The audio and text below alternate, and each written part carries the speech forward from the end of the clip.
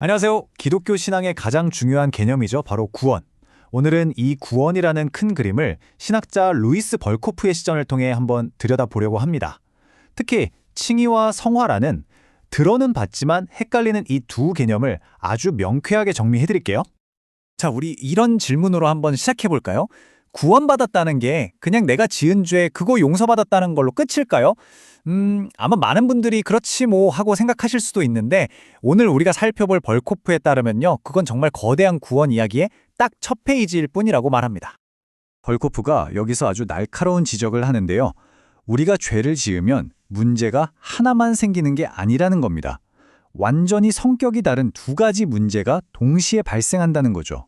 바로 이 두 문제를 제대로 이해하는 데서부터 구원에 대한 깊이가 달라지기 시작합니다.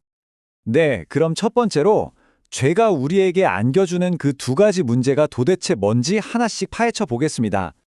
벌코프는 죄의 결과를 이렇게 둘로 나눕니다. 첫째는 죄책, 이건 법적인 문제예요. 법을 어겨서 재판에 넘겨진 상태 혹은 갚아야 할 빚이 생긴 것과 같죠. 이건 외적인 문제입니다. 그리고 두 번째는 오염, 이건 우리 내면의 문제예요. 우리 본성 자체가 죄로 인해 병들고 부패해서 자꾸만 악한 쪽으로 기울어지는 도덕적인 질병 상태를 말하는 거죠. 그러니까 법을 어긴 행위에 대한 책임 문제와 마음이 망가져버린 상태의 문제가 둘 다 있는 겁니다. 자, 여기서부터가 정말 흥미로워집니다. 하나님께서는 이 완전히 다른 두 가지 문제에 대해서 각각을 위한 맞춤형 해결책, 그러니까 두 개의 다른 은혜를 준비해 두셨다는 겁니다. 그럼 먼저 법정에서의 문제, 죄책을 해결하는 첫 번째 솔루션부터 만나보시죠. 이게 바로 우리가 많이 들어본 칭의입니다. 칭의는요, 말 그대로 하나님의 법정에서 일어나는 법적인 사건이에요. 재판장이신 하나님께서 죄인인 우리를 향해서 땅, 무죄! 너는 이제 의롭다! 이렇게 선언해 주시는 거죠. 여기서 제일 중요한 건 뭐냐? 이 선언의 근거가 내가 착하게 살아서가 아니라는 거예요. 오직 예수 그리스도의 완벽한 의로움을 내게 그대로 덮어 씌워주시고 그걸 보시고 의롭다고 선언해 주시는 거죠. 칭의의 특징을 보면 그 성격이 더 분명해져요. 이건 평생에 걸쳐서 조금씩 의로워지는 과정이 아니라 믿는 그 순간, 단번에 끝나는 사건입니다. 그리고 내 안에서 일어나는 변화가 아니라 내 바깥, 그러니까 하나님의 법정에서 나의 법적인 신분이 바뀌는 일이죠. 그렇기 때문에 이 선언은 처음부터 100% 완벽하고요. 이건 오직 믿음으로 선물처럼 받는 겁니다. 좋습니다. 칭의를 통해서 법적인 문제는 해결됐어요. 무죄 판결을 받았죠. 그런데 우리 안에 여전히 남아있는 이 오염의 문제, 이 병든 본성은 그럼 어떻게 해야 할까요? 바로 여기서 두 번째 해결책, 성화가 등장합니다. 성화는요, 성령께서 우리 안에서 평생에 걸쳐서 계속해서 일하시는 거예요. 법적으로 의인이 된 우리를 이제는 실제로 죄의 오염으로부터 깨끗하게 씻어내고 하나님의 형상을 닮아가도록 새롭게 빚어가시는 실제적인 변화의 과정인 거죠. 자, 이 표를 보면 둘의 차이가 정말 명확하게 보이죠? 한번 보세요. 칭의는 죄의 책임을 다루는 법적인 사건이고 우리 밖에서 단번에 일어납니다.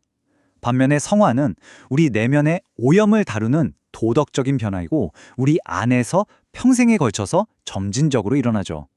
그래서 이런 기가 막힌 비유가 나오는 겁니다.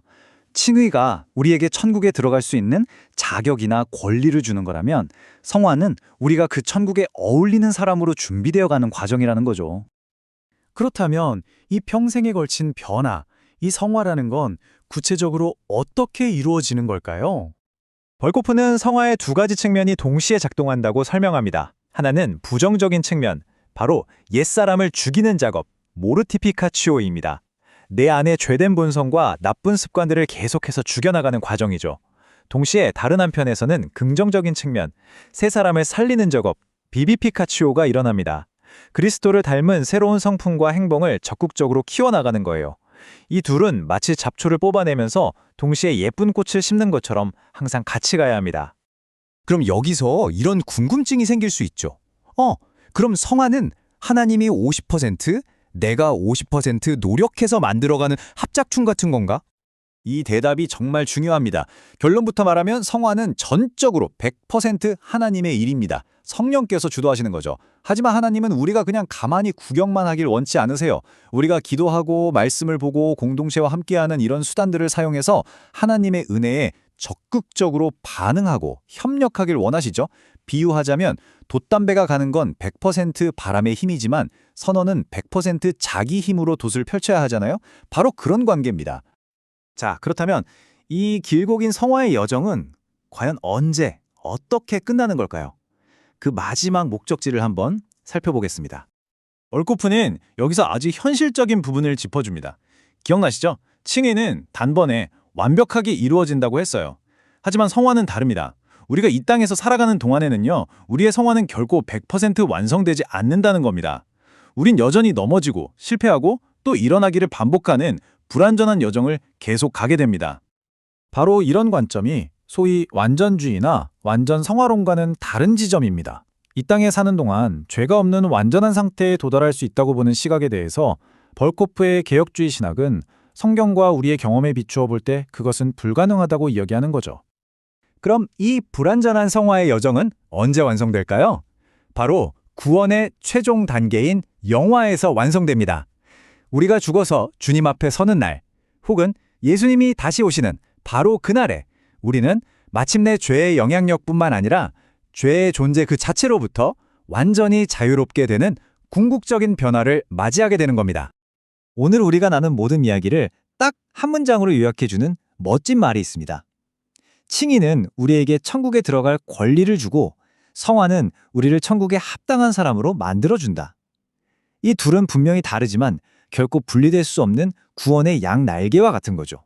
이제 마지막으로 여러분 각자에게 질문 하나를 남기면서 마무리하겠습니다. 하나님의 법정에서 내려진 그 놀라운 무죄 선언을 온전히 믿음으로 받아들이는 것, 그리고 내 삶 속에서 그 선언에 걸맞은 사람으로 조금씩 변화되어 가는 것, 이 두 가지 구원의 선물 중에 오늘 여러분에게는 어느 쪽이 더 큰 위로가 되고 또 더 큰 도전이 되시나요? 한번 깊이 생각해 보시는 시간이 되셨으면 좋겠습니다.